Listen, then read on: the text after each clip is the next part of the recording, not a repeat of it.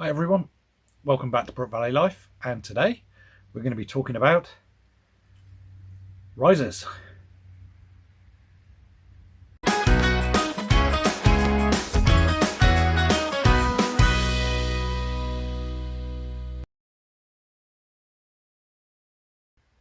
Hello again. So today we're going to be talking about the riser for an Olympic recurve bow and what you want to look at when you're buying your first riser, how much it's going to cost you, where you can get it from, that type of thing. And some of the stuff you want to look out for that you may want to get on your bow or on your riser itself. So we'll start with what you're going to be doing with it. Are you going to be just plinking away in the backyard, or may go down to the local club maybe once a month just to go and have a bit of fun? If that's the case, you've got to decide, well, do I want to get a $2,000 riser? Do I want to get the top of the range, or do I just want something that's going to make it possible for me to shoot an arrow? Once you can figure out what that's going to be, then you can go have a look online, read some reviews, see what you want, and then go out and buy your riser. So what type of risers are there out there? Well, there's wooden ones. These are usually the cheapest, and you can usually pick them up in with a bow as well, so with limbs and maybe a string and a couple of arrows. And I know you can get a couple of those. Archery supplies in Australia, I believe, do some for around just over $200, and they're pretty good bows. Samick make a really good one of these. Or you may say, well, I don't want a wooden bow, I want something a bit more substantial, a bit more shiny, and you may want to go for a metal bow. This will be usually an aluminium billet that's been milled on a CNC milling machine, mass produced. However, they are fantastic things. They last for a long time, and yeah, very good, very easy to use, and you can pick them up quite cheaply. You can pick up a metal riser for, I would say, about $100. A decent metal riser, which has got all the stuff that you can move on it and stuff like that. You can, well, I picked up a Toe Point Unison, which is a Chinese brand, and that was, I believe, just over 200 Australian dollars, 240, somewhere around there anyway. And it came in a fantastic color, and that's what I'm going to be shooting for my training when I start. Or you can look at a bit more expensive, go for a properly named brands. Hoyt is a very good brand. Win and Win, MK, Uka. They do risers now as well. However, the Uka ones are made from carbon.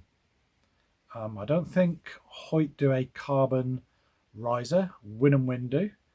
There are a couple out there, and if you're going to do something like bare bow, which we use a recurve bow for, there's some other brands as well. Grillo, something like that anyway. But there's plenty out there, but they can be pretty expensive. And as I said, you can get the carbon bows. So yeah, the sky's the limit, and the prices can be up there as well. So we'll just have a quick look. So this here is a Hoyt. This is a good early 2000s, I believe. So near coming up to 20 years old, this thing. And this is aluminium riser. It was milled. So it came from a single block of aluminium, stuck in a milling machine, and all this was milled away. So little machine, spinning cutter, gets rid of it all in one go. Then you turn it over, it does the same thing on the other side. This one was then anodized. You can get them painted as well, and powder coated. I like the anodized finish, and as you can see, this is called Flame, I believe it was at the time, and it's like in a flaming anodized camouflagey colour. In fact, I think I had one of the judges here in New Zealand thought they were being funny and said, oh, that's a camouflage bow, you can't use that, because in World Archery you can't have a camouflaged bow. or wear camouflage apparel, which, yeah, why, I'm not sure, but you're not allowed to. So here's a metal riser, 25 inches. They can come in different sizes. We're talking about Olympic recurve here. So you can get these in 23, 25 and 27 now. And what happens is, yes, you've got the riser at a certain size, then you can add on different size limbs. It's usually small, medium and large, and it just changes the size of the bow, and that is worked out usually about how high you are. So say you're 6 foot, you want a longer bow than someone who's 5 foot. Simple as that. So you would go for maybe a 70-inch bow, so 25-inch riser with long limbs. If you're short, just a young person, and you're a bit shorter, you may want to go for a 23-inch riser with short limbs. And I think that will give you like a 64-inch bow, somewhere around. Don't quote me, but it's going to be shorter anyway. And what it works out as, if you've got a longer bow, you pull back. One, you're not going to dink it on the floor if you're taller, so you can use a longer bow. But also the angle at which the string comes out, you're not going to be pinching it so bad if you've got a longer bow. So if you've got a long draw length, yeah, you don't want to have a 64-inch bow, because it will be like that there, and you'll be pinching your fingers and it'll be difficult to release. So you go for a longer length. So the size of the bow, the size of the riser itself is quite a big thing.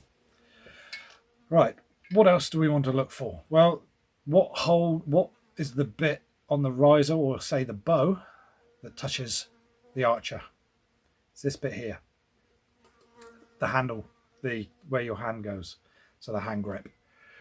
Now, you shouldn't grip a bow when you shoot.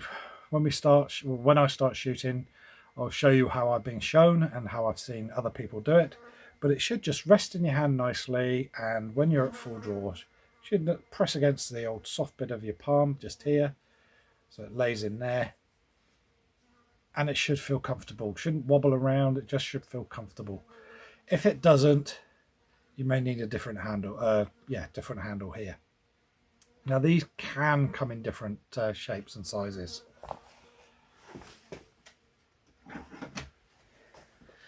Now these ones will fit on the bow, or fit on different bows, and as you can see, they look quite different. This one's plastic, this one's wood. One's a high grip, one isn't. So you can mix and match. There's just a little Allen key in there and there that you undo. You see, but hang on, get some sunlight. There we go, sunlight. And yeah, you undo that, slide it off, new one on, away you go. However, if you can't get one that you like, you can start building the handle up here with like metal putty, something that will harden. You can knead into shape, harden, and then start shaping to what you want. A lot of the top archers do that, so it fits their hands perfectly. So the grip itself, interchangeable, wood, plastic, you name it. Some people even put a piece of sticky on sandpaper, like the grip tape you get on skateboards, just there so it doesn't slide around when they get sweaty. So that is the handle. What else? Well, the big one is limb pockets. This is where the limbs fit in, they click in. And what you have is a limb bolt which goes all the way through. Yep, so you've got a locking screw there you can undo, and this will move in and out a certain number of turns. By turning it in and out, you can change the draw weight of the bow by a certain degree, a certain percentage. It's usually 10%, so it's 5% up, 5% down. And that is measured, so when you draw your bow, it is measured from there to 28 inches, and then the weight it takes to draw it back. And that's usually in pounds. So say you've got a set of 40-pound limbs, you draw it back to 28 inches, it's pulling 40 pound. However, if you were to turn this all the way in, yep, all the way in will increase the poundage by 5%.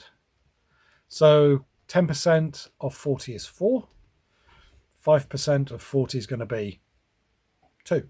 Simple as that. So it'll go up and down £2 either way. So I could come to full draw at 28 inches and it'd be £38. If I wound them out, sorry, it'll be £42. If I go the other way, £38. £38. Get my numbers mixed up there, sorry. The other thing it can do is this bit just here. Yeah, you've got a couple of Allen headed bolts, and what you can do is you can move your limb side to side so you can align them properly. And I'll show you how to do this when I put the bow together. So if it is out of alignment, it should come pretty much set. You can move it backwards and forwards. You'll find a serial number somewhere on the riser, and on this Hoyt it is just in there. I don't know if you can see, difficult to see, but there's a serial number. There we go, just in there. So that's a serial number. What else? Well, you need a place to put your button, and if you're using a wraparound rest, a place to bolt it in as well. This one has got a stick-on rest at the moment, so that's cool, but it doesn't have the button added. So what you need is a couple of holes.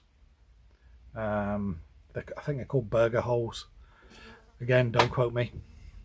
And you screw your button in the front one, and you can bolt. No, let me get that out the right way. Your wraparound rest, if you're going to use one, bolts in the front one, and your button goes in the aft one. Got a place for a clicker plate.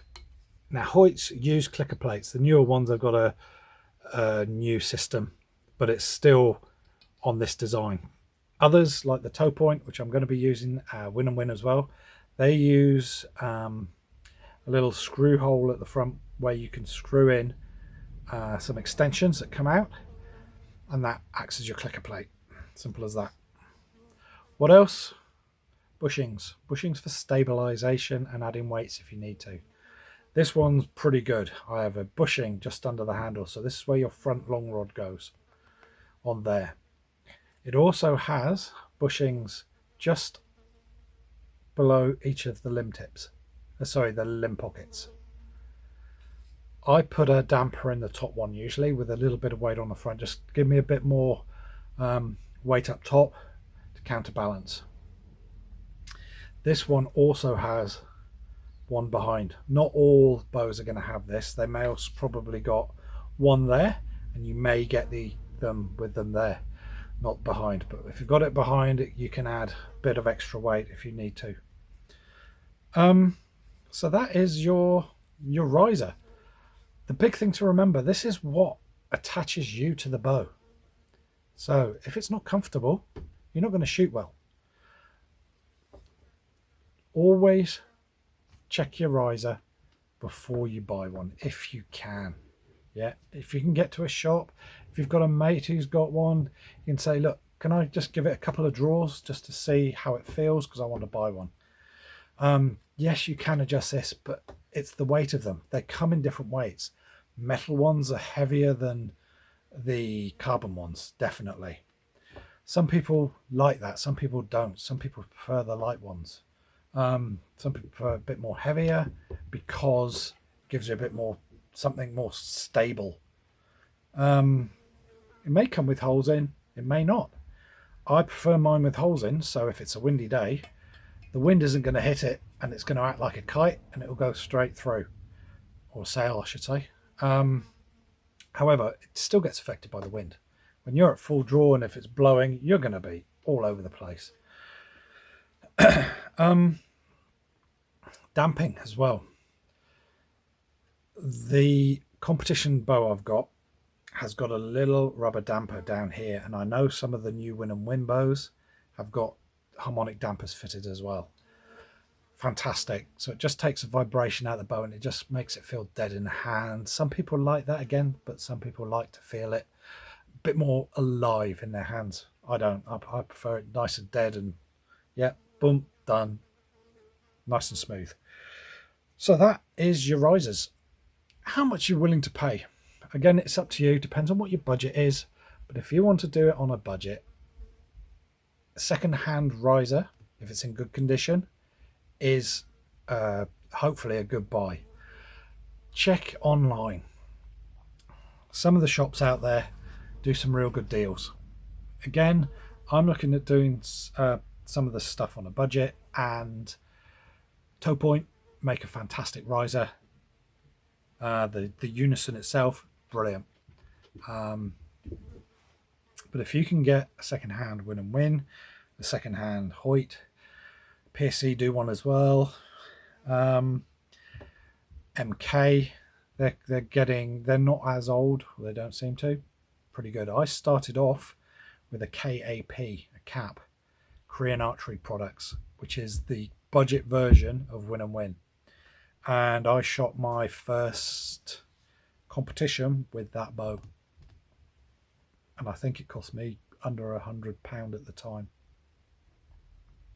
Yep, I think it was. So yeah, it worked. And I just wanted to, I was getting better and better and better. And I decided to upgrade, which is what you can do. So buy yourself a decent riser, because you will be changing limbs out as you go up. Check it through, check for any cracks. Check for the wear and tear on it, check the limb pockets are good, and the bushings are nice and tight. And if you can buy a cheap one, that's the way to go. If not, buy a brand new cheap riser. I say go to all the shops online, there's plenty on there, just have a look at what they've got. And you may say, oh, hang on a minute, that's a Hoyt that's going for £500, $500. However, this Chinese one looks great. Yeah, it's a really nice color. Hoyt don't do it, or Win and Win don't do it in that color. I want that one. You may get it and it may shoot beautifully, but then in the future, if you get really good, you may say, well, maybe I want to upgrade, because the new technology is getting better. It's probably give me a couple more points. That's what I want. So I'm going to save up, buy that. And you may want to keep your old riser, because you may want to do different types of archery as well. So this is what I'm going to be doing. I've got my competition bow. Do I want to take it down and change some stuff on it so I can go shoot field, to shoot cloud, shoot indoors, outdoors? You'll find that all the top archers have different bows for doing different things. So yeah, so that is all to do with the riser. I hope it covered enough for everybody, just the basics. And if you've got any questions, please put them down in the comments. If you've got any comments, tell me what type of bows you've got. Has anyone got anything that's really, really old, like the old Yamaha ones? They used to be the best, and then all these others have come through. And what you look for in a riser. What are you looking? What do you want to get out of a riser? Is it just the color? Is it the shape? Let me know, and then we can have a chat later on and have a look at the other stuff I've got. So I hope this was informative. Keep shooting well, because the only way you're going to get better is to shoot. And I'll catch you next time. Bye-bye.